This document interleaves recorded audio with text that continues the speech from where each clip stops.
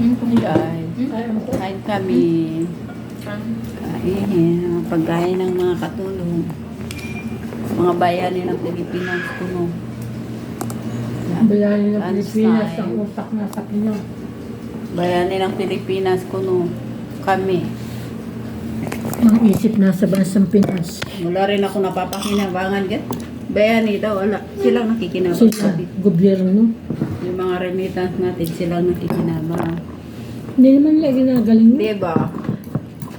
Sabi nga sa suna ni Pangulong Marcos, tayo ang pinakamalaking naambag sa Pilipinas. Bakit Mga daw yun? remittances natin.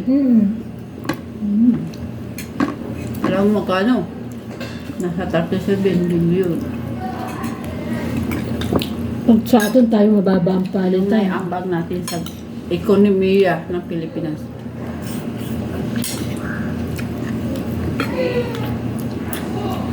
Kaya lang, ang tanong, yung ibang mga OFW na humingi ng tulong, madaling napapala sa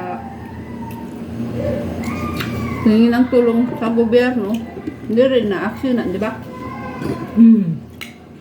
Na-action na, pagpatay ka na. Yun ba yun? Pagpatay ka na nga. Ha?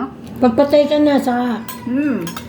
Pagpatay ka na, pa hindi ka pa hindi ka pa active sa UWA, wala ka rin mapapakinabangan. Walang maibigay ang gobyerno sa'yo kasi pag hindi ka active, wala kang pakinabang. Kahit OFW ka. Bibigyan ka yata 20,000 na eh. Hanggang, Ito yung huwa mo active. ano yun? Huwa mo active. Umipit dito ha. Ganun daw kami. Kaya nga nadaan tayo ngayon sa... Bayani daw kami oh. Bayani nga kami, ganito pagkain namin. Ayan. Ganito, mga bayani. So, yan lang guys. Salamat sa panunod.